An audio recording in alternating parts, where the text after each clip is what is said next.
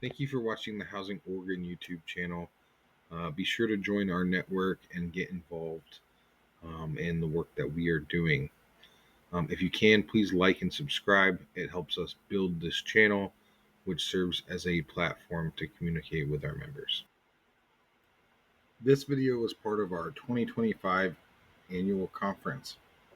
We're looking for folks to be on the conference planning committee. Please email info@housingoregon.org. Good afternoon. Thanks so much for joining us this afternoon. My name is Liz Weber. I use she, her pronouns. I'm the director of the Housing Stabilization Division at Oregon Housing and Community Services, and I have two colleagues here with me today. You can introduce yourselves if you'd like. Sounds good. Hi, everyone. My name is Danielle Bautista. I use she, her pronouns, and I'm an unhoused policy and planning analyst. Hi, and my name is Emily Edwards, she, her pronouns. I am Danielle's counterpart in the Housing Stabilization Division at OHCS as the Prevention Planning and Policy Analyst. And today we are going to spend some time talking about the results of this last legislative funding and the funding that was allocated through the legislature for to support homelessness response and housing stabilization services. Before we get started, though, I'm super curious. We want to think about making sure we're hitting the points most interesting to folks in this room. So I'm curious, by a show of hands, who here is a service provider, direct service provider, nonprofit organization? We've got some hands. That's great. How about affordable rental housing developers or property managers? Great. On-site resident support. Great. Great. And how about local government or other funders? Any funders in the room? We've got a few people there. And then anyone, healthcare system, permanent supportive housing, that we've got, great. That's wonderful. We have a great mix of folks in lots of different roles today, so that is helpful to know. And we will have time at the end for questions as well. So thank you for that little bit of a poll. So I will start with a little bit of background on OHCS. As I throw my glasses on the floor. For those of you who are not familiar, OHCS is the state housing finance agency. And our mission in Oregon is perhaps a little bit broader than other state finance agencies in that, in addition to affordable rental housing and homeownership financing, we also are the agency that allocates the state funding for homelessness response and eviction prevention response. We also have a fairly new division within OHCS, Disaster Recovery and Resilience, that really grew out of the 2020 wildfires. And so that is another division within OHCS. We really look at housing as a continuum from the folks, very lowest income folks, who we largely see in the Housing Stabilization Division, all through the experience of home ownership. And underlying it all, we still remain committed to equity and racial justice outcomes.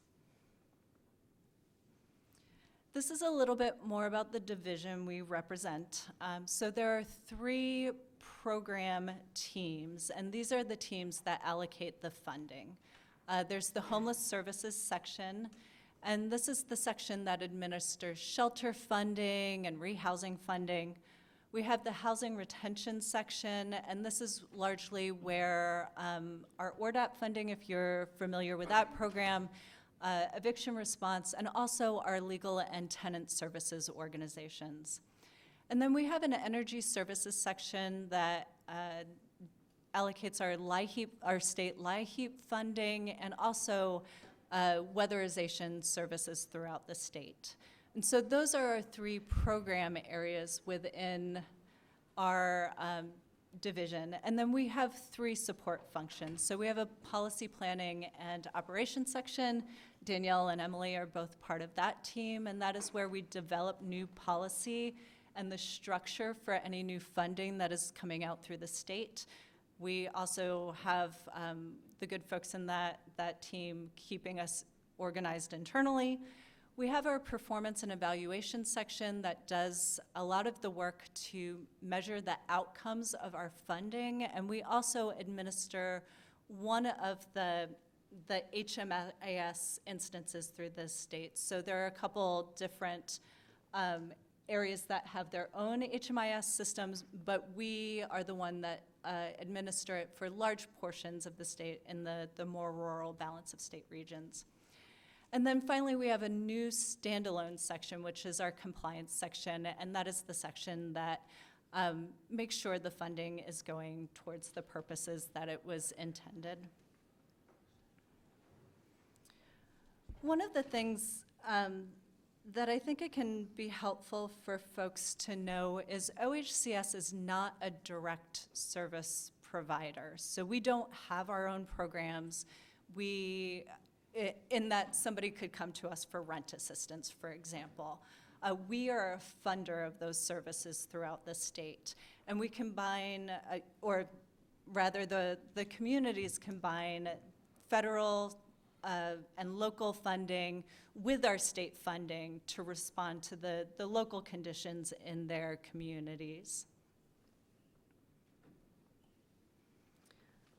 So we are going to spend time today talking about the outcomes of the 25-27 legislative session.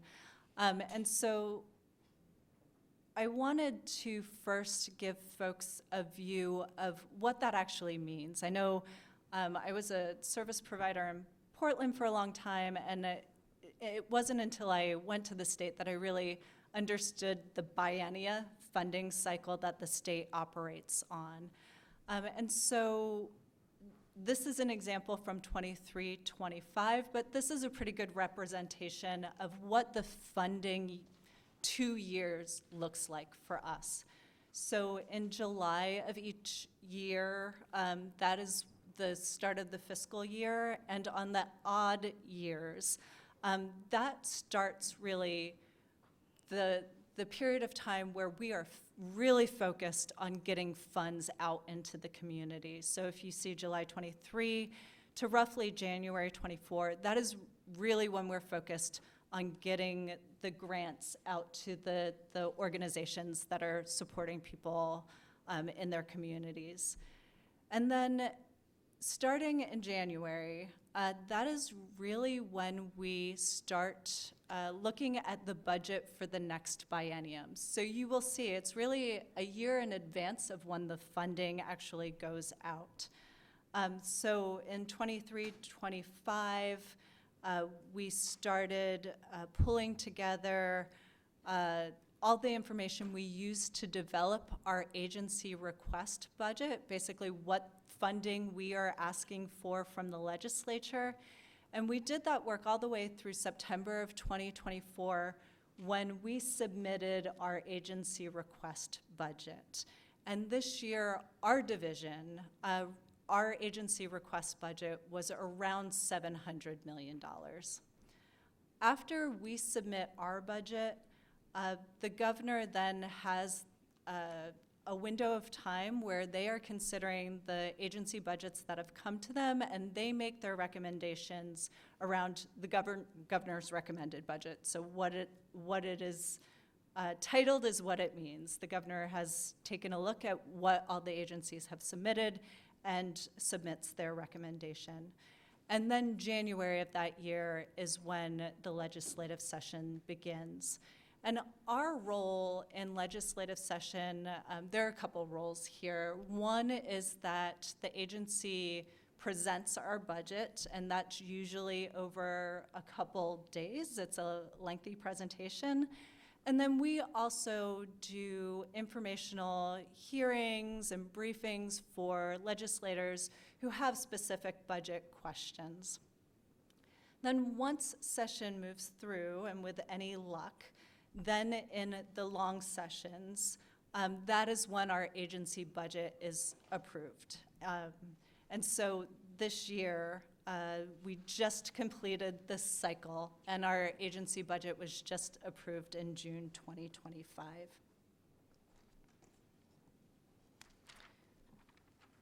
In addition to funding and our budget, during legislative session, there are often also policy-related bills or other bills that tell us how to do our work that come through legislative session. Some of these are more like technical fixes or things that clarify other bills that came before. And so on this list, you'll see a couple things like that, like House Bill 3034 was a small modification in the way that Housing Stability Council, which is essentially our board, is involved with our work. So sometimes the bills that come through make small changes. And sometimes we do have very substantial bills that really make big changes in the way that we do our work.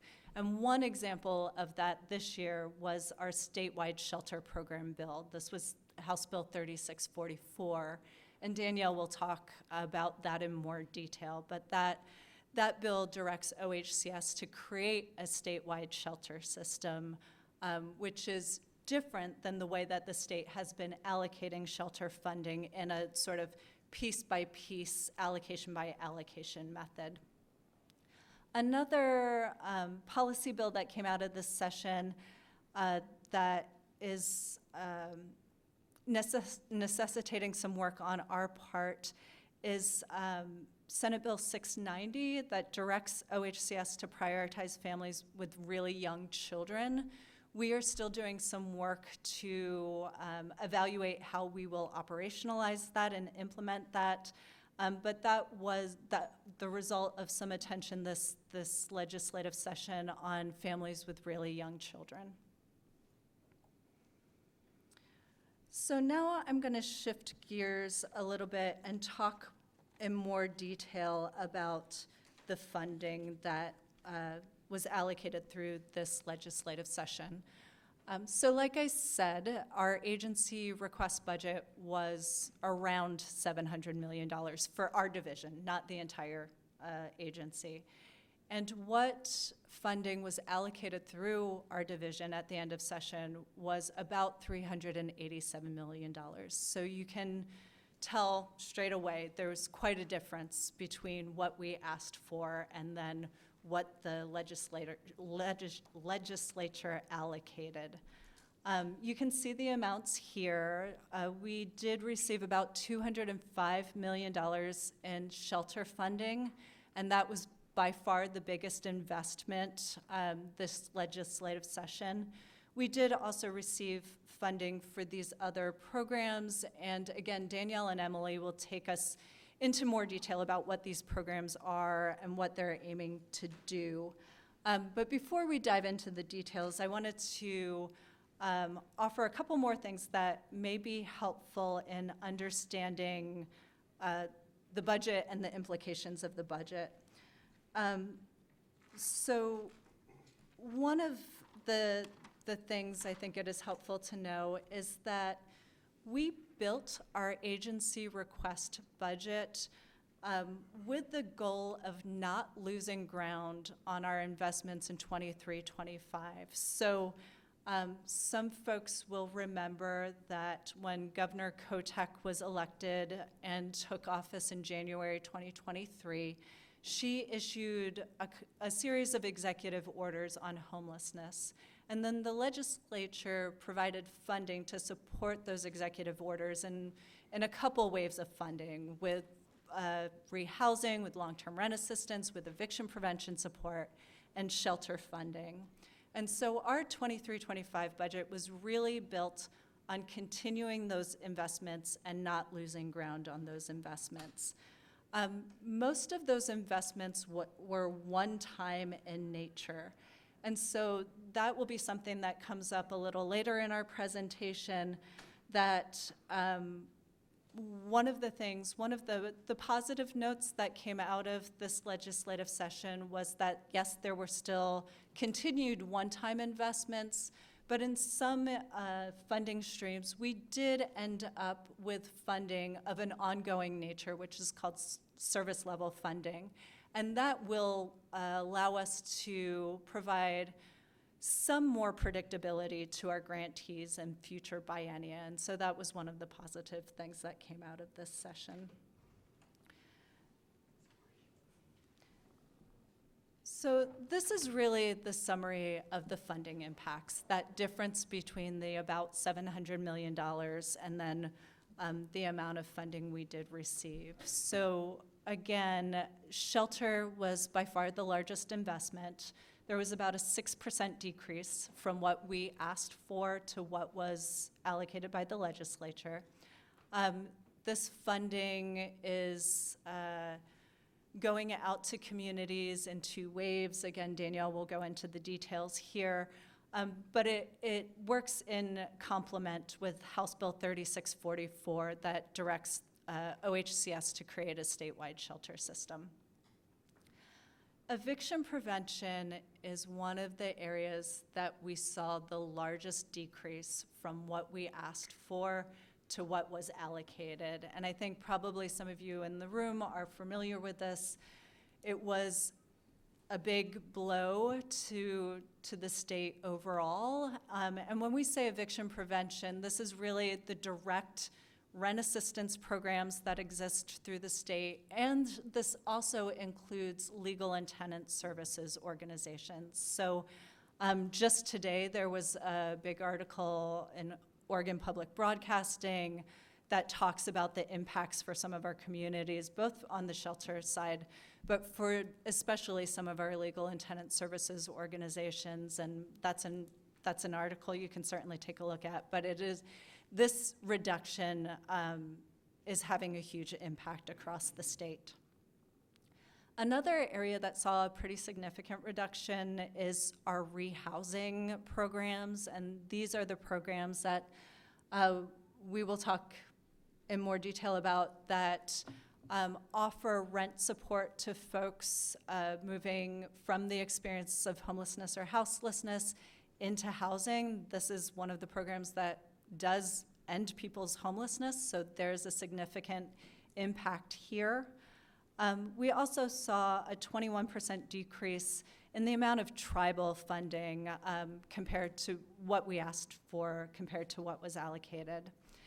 And then our long-term rent assistance program, which is a fairly new program for the state and has until now just operated in emergency order regions that were connected to the governor's executive orders on homelessness. That program will continue into this next biennium, and we are able to expand that program into the balance of state or more rural regions of Oregon. And so the overall funding amount decreased, but this does give us the opportunity to provide more instances of longer-term support across the state. And with that, I will hand it over to talk about these programs in more detail. Thank you, Liz. Hi, everyone. Again, I'm Danielle Bautista-Sylten, and I work on unhoused policy and planning at OHCS. Real quick, can I get a hand if anyone here represents a shelter? All right. Okay. Glad we have a few. Thanks for being here. Okay. So the statewide shelter program, this is a result of large investments in shelter in recent years, and it really builds on Oregon's progress toward creating an effective statewide shelter system. So recognizing that in Oregon, far too many people are experiencing unsheltered systems, so that was a huge gap needed. In 2024, the Governor Kotek's office and Representative Pam Marsh co-convened this shelter work group. And the intention behind that was to really look at these one-time shelter funding and different funding source and use that to create a consistent, coherent statewide shelter system. And that work group would develop recommendations. The recommendations from that work group then informed the policy bill that Liz mentioned, House Bill 3644. It's the policy bill that directs OHCS to create this statewide shelter system. And it calls out a few things. First, it calls out the way we get funding out to communities and to use this regional coordinator model. So it defines a region as no region any smaller than a county, and it recognizes that regions understand their shelter needs. They understand, they are the experts in their communities, and so they can be the conduit to how they get that money out to the shelters in their regions. It also moves us to focus on outcomes. So in recent years, we really focused on building, let's get more shelter, and we count the number of beds and how often they're utilized, which are very important numbers. And we also want to look at outcomes. How is this intervention of shelter helping us to address homelessness and getting people into more permanent, stable housing situations? And then it also, big focus of that is like, let's maintain the momentum that we've built. It was 4,800 plus shelter beds that were supported or funded. And so let's keep those beds available. And so House Bill 5011, so the legislature allocated $204.9 million in shelter funding. 102 million of that is allocated in the current service level. And so that's exciting to know that some of that will continue on. And I think, another component of the House Bill 3644, it also expands and tells us how, what kind of shelter types. And so another key component of this is that it expands to alternative type shelters, which we're calling STEPs. STEPs. I'm blanking right now, but essentially it includes things like vehicular camping, car camping programs, programs with basic freestanding structures like Conestoga huts that may not meet shelter habitability requirements. And so it expanded to those type of models that are eligible under this. So yeah, next slide, please. This just gives us a little bit of a timeline. So we mentioned we operate on a biennial basis. August 2024 is when that shelter work group convened. I'm sure there were some of the organizations from shelter operators might have been part of that work group. And then December is when that shelter work group made their recommendations. Their report is online. And then in February 2025 is when the policy bill, House Bill 3644, was introduced. And then in June of this year, the funding bill, the $204.9 million, was approved, and the policy bill was approved. That bill also says we have to adopt rules and program manuals by January 2024. So right now we're in that rulemaking process, and so public comment starts October 1st if you're interested and want to give input on those. And then May 2026, is when we have to select those regional coordinators. And so we are going to have a request for applications to select those regional coordinators. And so we expect that that RFA to open up pretty soon, coming up in October. Great. Okay. Next, I'm going to talk about rehousing initiative, Oregon Rehousing Initiative, or ORI, or ORI. And this was also created as a result of the executive order around homelessness. And the intention of this program is to move people from experiencing homelessness into housing.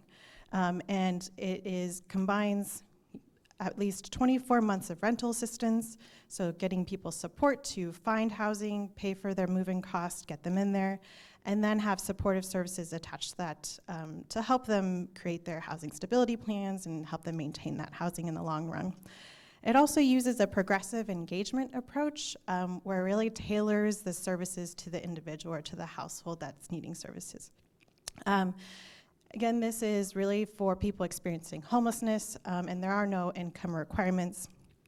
House Bill 5011 allocated $50.3 million for this program, and these funds are allocated through these types of organizations, multi-agency coordinating groups, and local planning groups, and some 3 set-asides for culturally responsive organizations.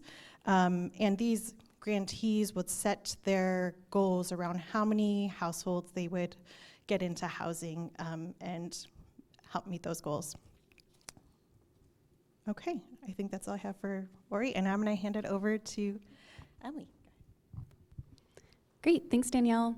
Okay, so moving over into eviction prevention. As Liz shared earlier, OHCS received $44.6 million for eviction prevention programs for the 25-27 biennium, and $33.6 million of this is for current service level, with the remaining being one-time funds that we will have to go back and ask for again for the 27-29 biennium. And that $44.6 million is spread out across 3 primary prevention programs, the first and largest being the Oregon Eviction Diversion and Prevention Program, or ORDAP. ORDAP is a prevention program that provides rent assistance along with critical supportive services for households who are at risk of experiencing homelessness. It is intended to be a relatively short-term intervention and provides on average 3 months of rent assistance per household, and that can include back rent as well. For client eligibility, the program is relatively broad. It, again, is for individuals who are at risk of experiencing homelessness, as well as those households, so those at risk of experiencing homelessness. It meets a lot of the different HUD client status eligibility requirements, as well as a requirement to be at or below 80% AMI, or area median income. For 25-27, $35.5 million of that 44.6 will specifically be allocated towards ORDAP. And it will be allocated through the community action agencies, as well as some specific direct awards to culturally specific organizations that OHCS partners with for these programs. And OHCS is currently in the process of working with grantees now to get the year 1 funding for this program out the door so that these resources can be available statewide. Next slide, please. Great, thank you. So the second prevention program is the Eviction Prevention Rapid Response Program, or EPRR. Similar to ORDAP, this is again intended to be a short-term intervention, but arguably even more so with EPRR. The program allows for up to $8,000 per household and is intended for those households who are at imminent risk of homelessness and have an active eviction filing in court. So it is much more limited and specific for those immediate eviction prevention interventions. Funding for EPRR is being administered through Public Partnership LLC, who works directly with applicants as well as other providers, including the CAAs, to administer funds. And a total of $7 million of that 44.6 is being allocated towards EPRR.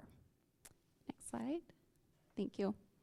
And then lastly, for our eviction prevention programs, we also have services offered specifically for legal and tenant services. This can include services such as what is listed there: landlord mediation, tenant advocacy, education such as rent well courses, translation, hotline services, etc. The organizations administering these funds have the ability to really intervene in those emergency situations and respond to immediate needs. And so this will inevitably look different for each household, but it could also even include things like providing food or short-term hotel stays, hygiene items, small-scale rent, or deposit assistance. But the intent is really being to provide the interventions or support needed by that household when there is an immediate opportunity to either move them into a new unit or to retain and avoid eviction where they're currently residing. And funds for this program are being allocated by OHCS to Community Alliance of Tenants, Springfield Eugene Tenants Association, and Oregon Law Center, with a total of $2.1 million for this biennium. And as Liz mentioned earlier, this is significantly less than what we had requested in the governor's recommended budget for this program, which was for just over $7.5 million. So unfortunately, is a program that we will likely see scaled back quite a bit. Next slide, please. So moving on from eviction prevention, another program we wanted to highlight was the Long-Term Rent Assistance Program, or LTRA. Like Liz mentioned, this is a program that did stem from the executive order on homelessness. It was initially designed as a program to sustain the households who were rehoused through Executive Order 2302, specifically in the EO region. So that includes Central Oregon, Clackamas County, Jackson County, Lane County, Marion Polk, Multnomah County, and Washington County. And as Liz mentioned, part of the 25-27 biennium is that we will be rolling this program out to the balance of state as well. Those regions have been administering since beginning in 2024, so it is still relatively new, but we're excited to see it continue to grow as a program. As I mentioned, LTRA was initially designed to sustain the EO households, so those are considered the top priority households for the program. However, regions implementing these programs do also have the opportunity to support households that are considered priority 2 households, so long as they meet the eligibility requirements for the program. So that includes being at or below 80% area median income, as well as meeting the eligibility housing status criteria, which is for those who are either experiencing or at risk of experiencing homelessness. LTRA is first and foremost a rent assistance program, but it does have a really strong emphasis on the importance of wraparound supportive services, specifically emphasizing those that are trauma-informed and that provide culturally responsive services to meet households where they are. The program also uses a tenant-based structure to enable households to rent apartments and homes at fair market rates. This approach allows households to have an opportunity to choose their neighborhood or their school district or the type of housing, whether it's an apartment or single-family home, duplex, triplex, cottage cluster, etc. But it really gives households a bit more agency over making some of the decisions in the selection of their unit. And then lastly, a key component of LTRA that I wanted to mention is that while supportive services can be offered by numerous providers within each region, one of the expectations is that regions will identify a single rent assistance administrator on behalf of their region. And so this administrator will be responsible for contracting with landlords, making rent payments, conducting inspections, also creating some of the policies or procedures for their program. They will be doing all of that in coordination with their MAC or LPG lead for their region, but that is an expectation of the rent assistance administrator. And so those administrators have already been selected in the EO regions and are well underway implementing their programs. But that is a part of the process that OHCS is currently starting to work with the balance of state regions on now as they do their community planning, which includes selection of a rent assistance coordinator or administrator, excuse me. And lastly, the distribution of resources is shown here. So 67.6 million is being allocated to the EO regions for the 25-27 biennium, with 19.8 million being allocated specifically to the balance of state. And again, as Liz mentioned, this is less than what was initially requested, specifically for the balance of state regions, but we are very excited to see this grow into a statewide program.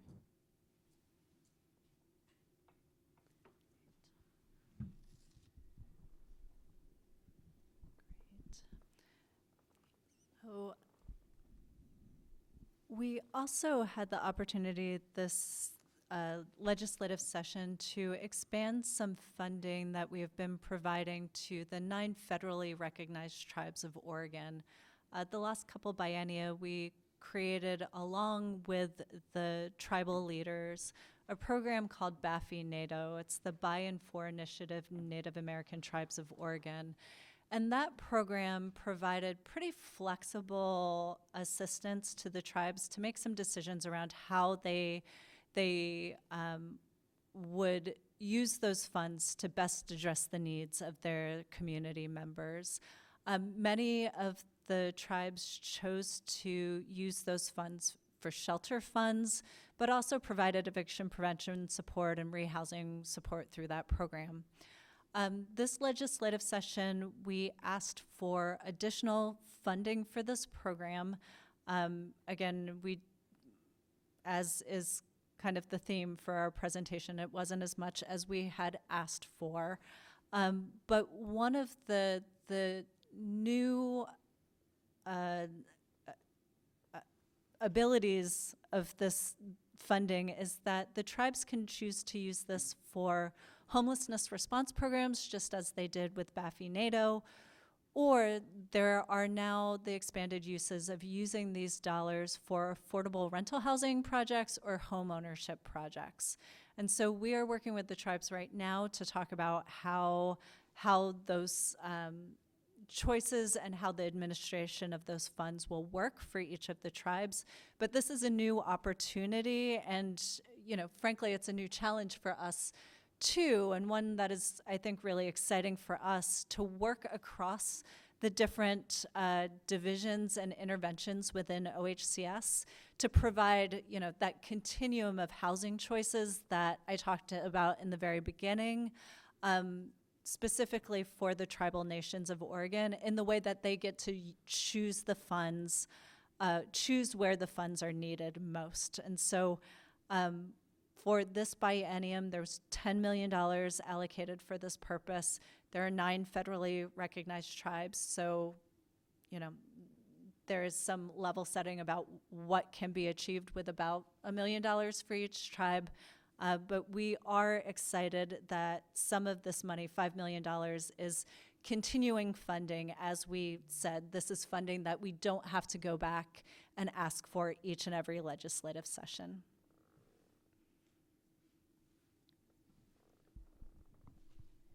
Great, thank you. So we covered some programs where we that went through the legislative process, and but there are other programs that our division administers funding for, and we wanted to call out just a few of those. Some that direct for homeless response. There's the Housing Choice Landlord Guarantee Program. This provides up to $20,000 as reimbursement to landlords for unpaid rent and damages. That exceeds the tenant's security deposit. And this is available to tenants in housing choice vouchers, and then tenants who are rehoused under the Executive Order of Homelessness rehousing programs. Another one to call out is the Rental Guarantee Program. So this is similar, but it provides up to $5,000 as reimbursement to landlords for unpaid damages and rent. And this is for individuals who have low incomes and have completed the Rent Well tenant education course. And then I'll just point out one more and then hand it over to Emily, is the Rental Market Resources. This provides grant for maintaining rent well tenant education curriculum to support the Rental Guarantee Program through online, hybrid, and in-person classroom education. Yeah, and just a few more programs to call out here. So the Individual Development Account Program, or IDA, this is a program that OHCS contracts with the nonprofit Neighborhood Partnership to administer. It's been around for over 20 years, and it is a program where Oregonians with low to moderate incomes are provided with matching cash as they work towards financial goals that they have identified. The Oregon Rental Assistance for Youth Program, or RAY, this is administered currently in just 3 regions. So Washington County, the Northwest Coast, which is Clatsop, Columbia, and Tillamook, and Merriam Polk. This program is for those under the age of 25 who are at or below 50% area median income. And the legislature did pass Senate Bill 814, which does slightly modify this program to allow eligibility for not only those who are experiencing homelessness, but for also those who are exiting certain childcare or correctional facilities as well. So that is a change that OHCS is currently in the process of implementing. And then lastly, the Oregon Youth Emergency Assistance Program, or YEHA. This is another youth-focused program for school-age youth K through 12 and their families. This program is currently administered in 5 counties: Coos, Klamath, Lincoln, Josephine, and Douglas.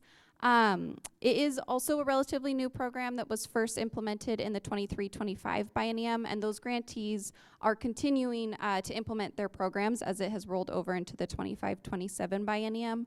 But it is one that we have definitely heard and seen a lot of interest in seeing this continue to move forward and grow as a program as well. Next slide. I'm actually going to jump in an unscripted sort of way here. I also wanted to call some attention to some of the programs that I think our division is actually best recognized for. I think in the history of our division, if folks have been following the state funding for a while, you will be familiar with the fact that for a large part of our division's history, we acted as mostly a pass-through agency for community action agencies. And so the programs that we've talked about today, some of the new programs for youth and the programs that were developed through emergency order funding and, really expanded our world of who we fund, so including the MAC groups and local planning groups, which are largely based on continuum of care structures. This is relatively new for us, but our history is really rooted in some programs like the Community Services Block Grant, CSBG, which is one of the programs we've funded for a very long time.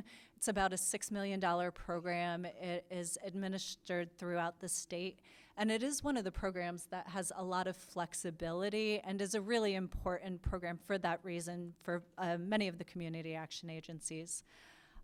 Another two I also want to call out briefly are EHA and SHAP. And these are, again, some of our core programs that we've administered for a long time.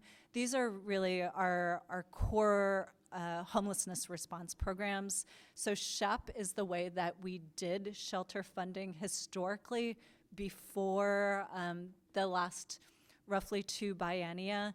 And EHA is the program that provided a lot of the assistance to get people moved into new housing or eviction prevention before we had programs like ORDAP. So while these programs are not funded at the rate of some of our new programs, these are important programs, especially to the Community Action Agency network, and have been in place for a long time. Whoops. And that ties in nicely to with just our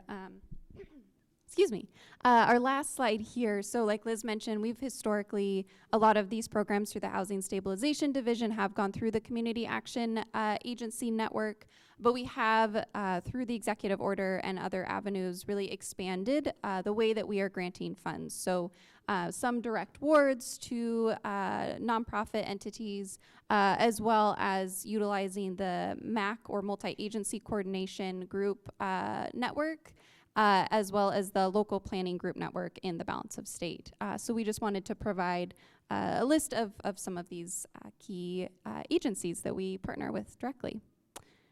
And I will pass things back to you, Liz, to bring us into some time for Q&A.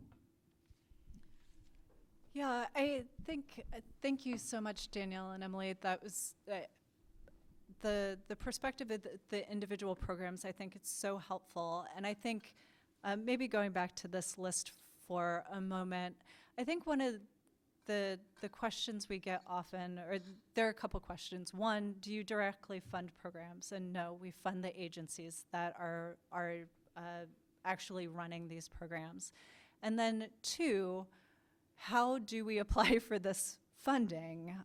Lots of organizations who have not historically had a funding relationship with the state are interested in that question. And so for some of these programs, you will notice, for example, ORDAP goes through the community action agencies, and LTRA goes through the MAC groups and the LPGs.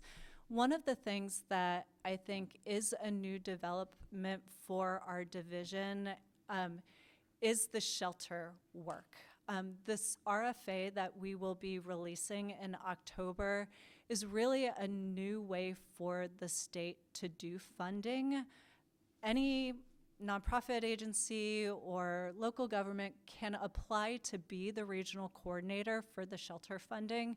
And this is kind of one of our first places. There have been a handful of other examples where we've done variations of competitive processes, but this is one of the first larger scale application processes that our division will be running. And so for folks who are interested, we encourage that you keep an eye out on some of our news releases that RFA will go out through Oregon Buys if you're connected to that. But this is, I think, an important part in our division's evolution over time as we continue to grow and to meet the challenges of the increased investment into homelessness and eviction prevention work in Oregon. So we are very happy to take questions if folks have questions. And I can run around with the microphone, or we can just be loud. Yeah, great. So you mentioned in the shelter fund, thank you so much for this, by the way, thank you for doing this. In the shelter funding, you mentioned 102 million of current service level, and I know that safe parking is now moving under the shelter definition. So does that mean if it wasn't shelters, or safe parking isn't really CSL because it wasn't in the same bucket? So how is safe parking being funded if it wasn't a current service level because it wasn't in the bucket, and when will we find out more? Would you like to take it, or I'm happy to? Yep.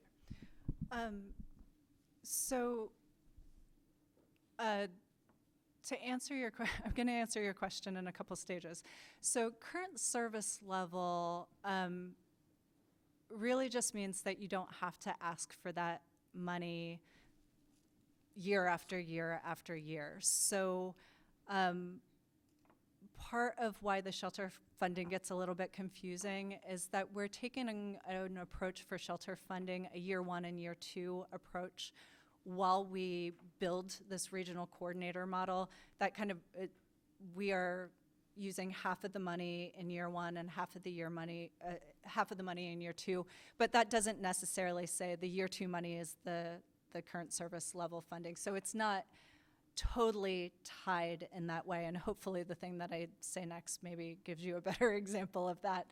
But the year one funding will go out to current shelter grantees. And so for the folks who are working in shelter right now, you probably know that shelter funding went out in a couple different ways. We direct awarded shelters, we funded regional coordinators, and we did kind of a combination of those things. And so it was a system that was confusing and had different aims depending on what different funding source was available to you. So some of that funding was intended to build new shelter bed capacity, and a lot of that funding was really intended just to support the capacity that we have.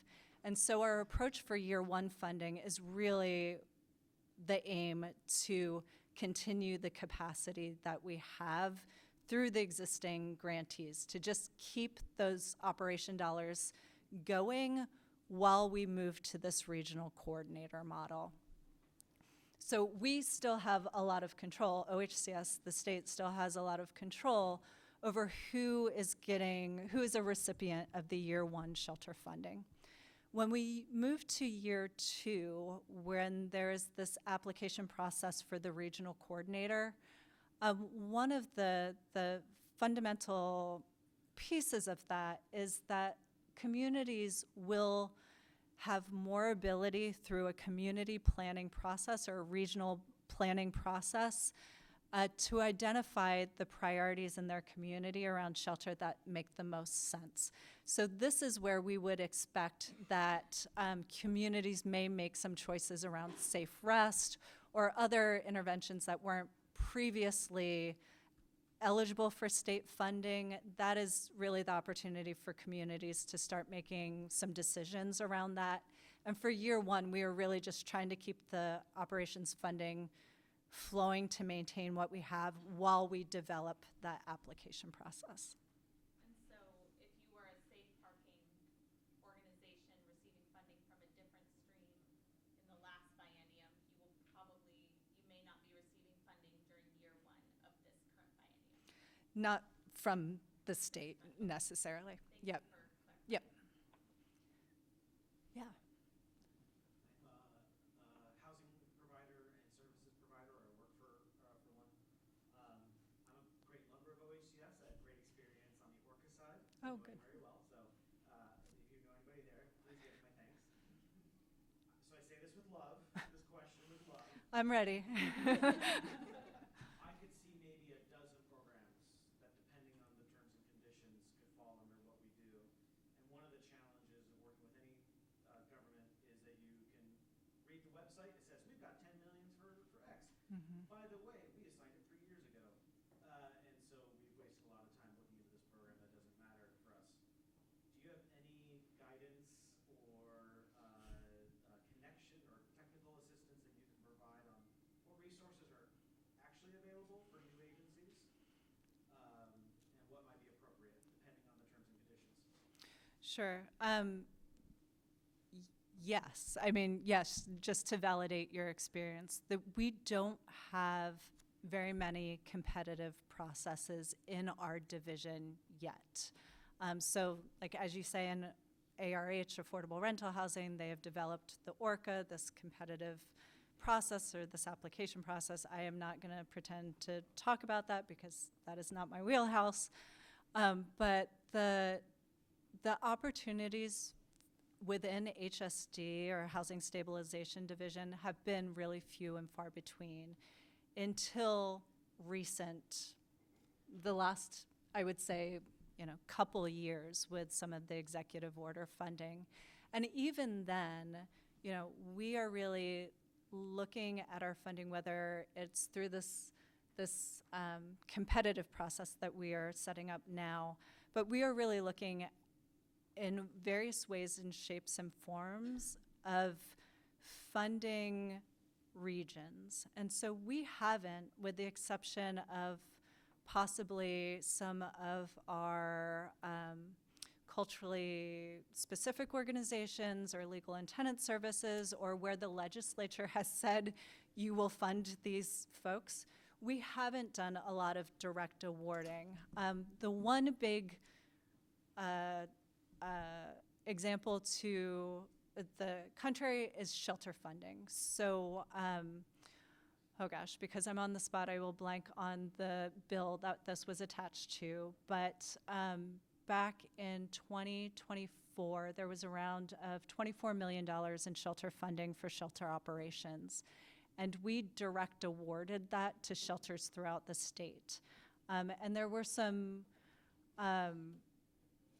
really positive things that happened through that, and there were some definitely room for improvement, and that's a lot of what we talked about in the shelter work group that Governor Kotek and Representative Marsh co-convened, the pros and the cons of the state direct awarding individual agencies. And so while some providers really said it was an opportunity to have that direct relationship, to have access that wasn't mediated by somebody else or a bigger agency. We also didn't have the administrative processes in place to manage that many grants, frankly. Like, we were granting shelters all over the place, and it was a slower process because of that, because we're the state. And so, that I think your question really brings up that point where we have, a lot of our approach has been to respect local control, but through a coordinator who can really pull everybody together. But that does leave out some agencies, and those positives about having that direct relationship, about being able to compete for funds, is lost in that model, right? So those things we're balancing, and those are things that, we talked about in that work group, and I think those are conversations that will continue. Yeah. So I hear, hear a lot of talk about biennium, but are we looking at further, as a direct service provider within shelter? My experience is we've got full shelters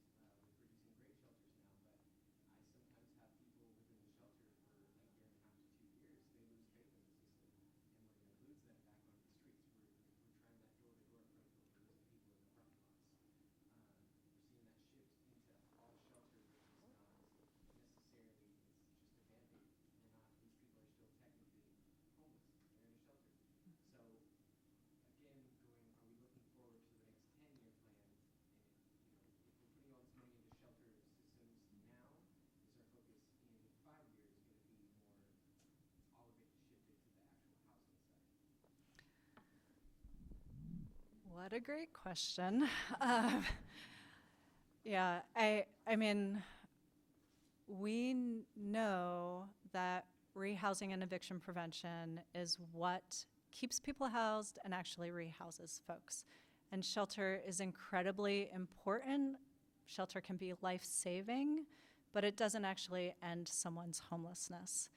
And the choices in this budget that the legislature made were really to fund shelter fully and not these other interventions. And so the weight and the impacts of that are certainly not lost on us. And yes, we are absolutely thinking about what comes next and the impacts of that down the road. And one of the things that we we are continuing to do, but at a much reduced level, we are tracking eviction information through PSU, and we do imagine that that data collection is going to be even more important given where the investments went. But like everything else, that took a decrease as well.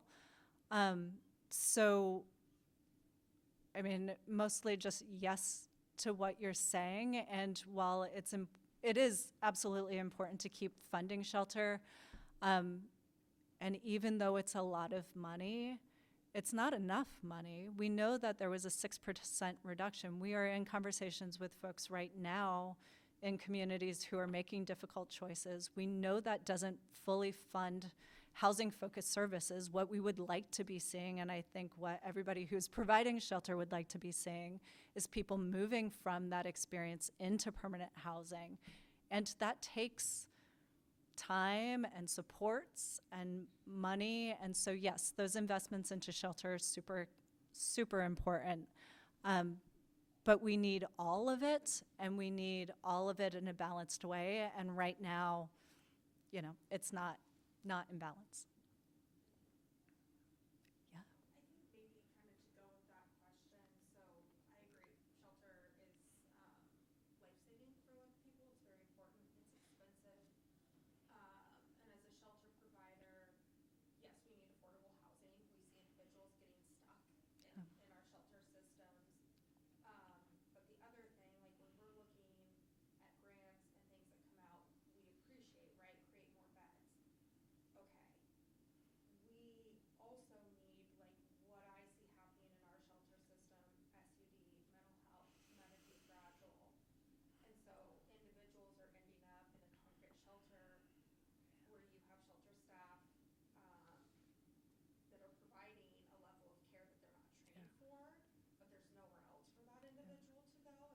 And so, like, is there a conversation happening at a bigger level about SUD support, severe and persistent mental health, and care facilities? Like, we have people that need to be in care facilities that are sitting in shelters. And so, like, is there a conversation about that happening somewhere? Yeah, that is such an important topic. And Danielle, I don't know, I will answer your question, but do you want to talk a little bit about the shelter engagement where we heard that as a priority and some of the specifics around that maybe? Yeah, I think so. In June, before the House Bill 3644 passed, we reached out to shelter providers and regional coordinators, asking them about challenges and barriers and and they shared exactly that. So we hear you, and we know that's a challenge. I think some examples, we're seeing folks who were unable to take care of their ADLs, and they're seeing them in shelter was one of the examples, or just again, medically fragile. So I just want to acknowledge and validate that we heard a lot of that from providers, and we all recognize it's not an easy fix, and there's a lot that goes into that. But yeah, and so, you know, where the conversations are, I think at a state level, there's some opportunities and challenges, of course, right? So Governor Kotek has certainly prioritized behavioral health care. The Medicaid waiver work has gone forward. There are these big initiatives in the state right now to connect health and housing in a clearer way, and behavioral health. And really, and part of this is the recognition that shelter providers are providing a level of care that maybe was not the case, 10 years ago or whatever the time frame we're looking at is. And I think there's desire and urgency on on everybody's top of mind. And I think we are looking at these huge systems that we're trying to get to work together with all of these different requirements. And I'm sure for the shelter providers in the room who have ever tried to get somebody on a wait list for behavioral health care, this is not new information to any of you. But, it seems like this huge, cruise ship. That's the thing I have in my mind, like cruise ships trying to work around with each other. And I think the places that we are getting at this is more of individual pilot programs and data sharing initiatives to try to take off bite-sized chunks of it. So for example, in PSH, this is a really active conversation about how we better support folks with PSH who have these higher levels of care. And can we make some routes in from shelter specifically? We have a couple of pilot projects called Housing 360 and a couple communities where there's more of a direct connection from behavioral health care to behavioral health care with housing.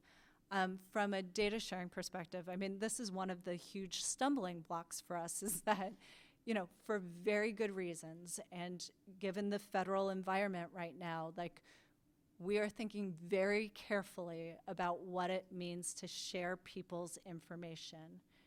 And at the same time, it is really hard to coordinate care if you can't talk about the same people. So we are doing some of that work in kind of these pilot ways to test what is possible, test, what are we bumping up against so that we can keep doing it better and improve and improve. But it's a long process. And meanwhile, there are a bunch of people in shelter who, you're providing care for that really need something else. Yeah. Oh, wow. I see a lot of hands. I think there's a person in the back. Yeah.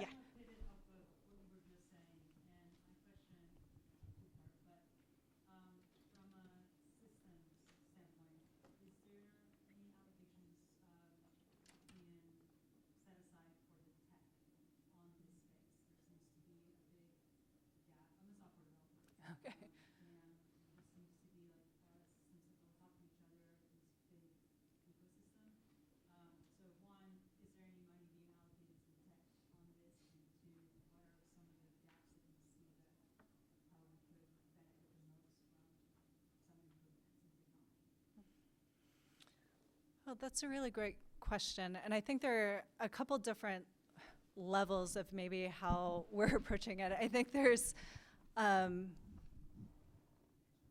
there's from the state perspective, the software that would allow OHA, Oregon Health Authority, Oregon Housing and Community Services, or ODHS to talk to one another.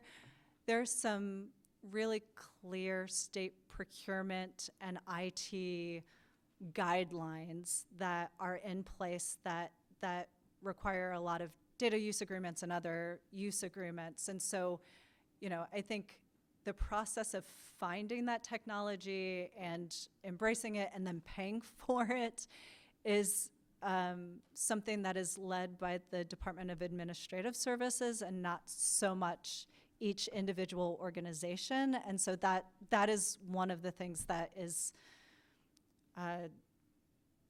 makes it so maybe the public sector is not as fast to innovate as private sector, among other reasons potentially. I think there are, so there's that level. And then there's a level down with HMIS, which is the Homeless Management Information System, and it's the software. I know there are people in this room that will school me on this in a moment, but it is the database that we have embraced to be able to collect information about the folks we are serving. Yes, and we work with WellSky.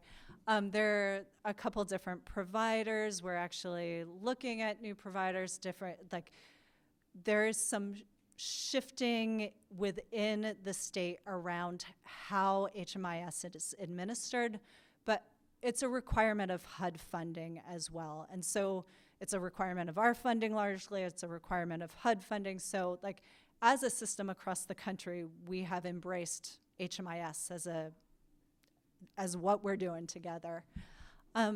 So I think where some of the opportunities for innovation really happens is maybe more so at the local level, and depending on funding source, there's some of our funding sources that allow for capacity building, some of our funding sources that have flexible funds that could be devoted to something like this. But there are local efforts to do things like real-time shelter bed count through apps.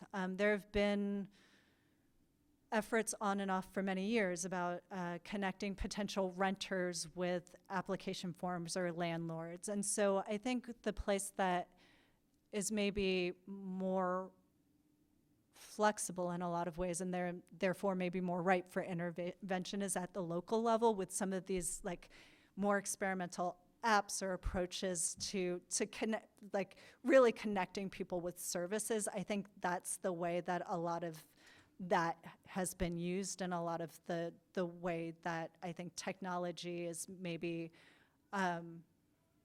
there's still a lot of opportunity for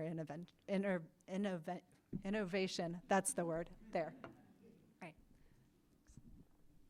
Do you know who's? I think Yep. it was you, Ellen. Yes. So I was thinking about what you were saying about capturing the information Mhm. so that you can have a better view of exactly what's needed. I think one thing that needs to happen, in the data systems that we're using, is a better workflow for the organizations that work in the software, because sometimes it gets confusing. It's you're putting it one place and then there's another place that you're putting it in. So I think that's one conversation that needs to be really talked about, is how the workflow is done in some of these systems, so that you could get more real data instead of pieces.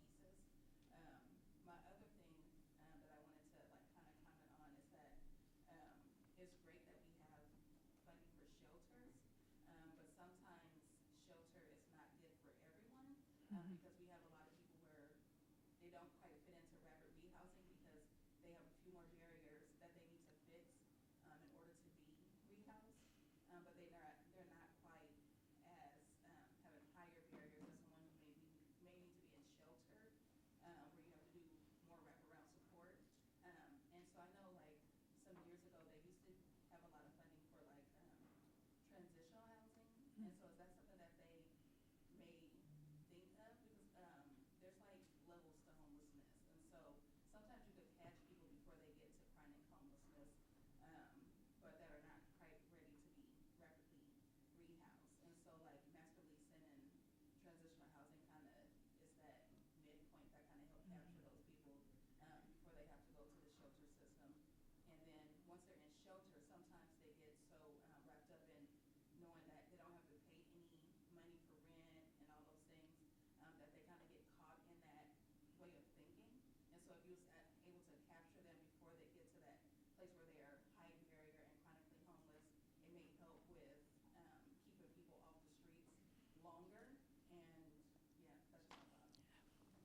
Yeah, I think I think you made two important points there. One is the data collection, data flow, and there's certainly always room for improvement there. And I will just say from our end, the HMIS instance that we run, that is something that we are trying to improve and offer better training. And, we've been in this biennium thinking a lot about how we set up things on the front end, so we are not then trying to fix problems down the road. I mean, there are lots of different areas where we can improve on that front, but even to the point that like we have different definitions for different things in all of our programs. And so that is an area that we are also focused internally, like in addition to the program teams and the policy team, our performance and evaluation team is really spending some time this biennium looking at that and improving those things. And then, hopefully that will also support the providers trying to use that with training and technical assistance as well. So that is an important point. I think the second point, with all of our funding, one of the tricks in this is that, the way funding is allocated is like, this is for this population, and this is gonna provide 3 months of rent assistance. And that's great for like some people, right? But the way that our system is set up right now, like we're not following somebody through their entire experience, right? So like you said, if you catch someone while they're still in housing, let's totally avoid the experience of homelessness and how re-traumatizing that is, right? And right now, we are aiming for that level of flexibility and responsiveness. And I think this is the opportunity in this service level funding, the funding that we don't have to ask for each year, to say, like, our ongoing shelter funding, our ongoing rapid rehousing, our rehousing funding, and our ongoing eviction prevention funding will all work together to catch people in whatever place that they are. That is our hope and that is our intention, and we're not there yet. And that is a lot of the work that the policy team will be doing over certainly this biennia and next biennia. This is not something that will be, where we find ourselves quickly, but that is certainly our intention.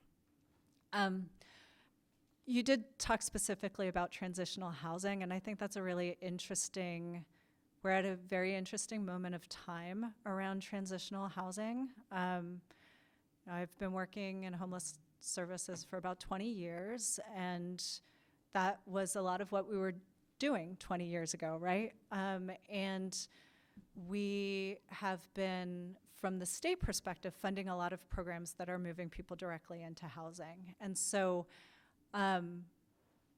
federally, we know that transitional housing is a priority of some of the new approaches coming out from the administration. And so I think this will really be a very interesting period of time for us all as we kind of look at all of these different interventions and look what's coming to us federally and the requirements around that. And so, it may be the case that the landscape, I think, regardless, is going to change and evolve over the next few years. And so we're all kind of along for that ride right now, I think. This was a while back, but I wanted to respond to the question about connecting people in shelter to healthcare. There's a session tomorrow at 10:30 about healthcare and housing case conferencing. I work for Clackamas County. We've been doing this for about a year and a half, maybe 2 years now. And we meet with the health plans in our area, especially the care coordination teams. We have clients sign an ROI so that we can figure out who their health plan is, who their primary care doctor is, and then work together on a care plan for them.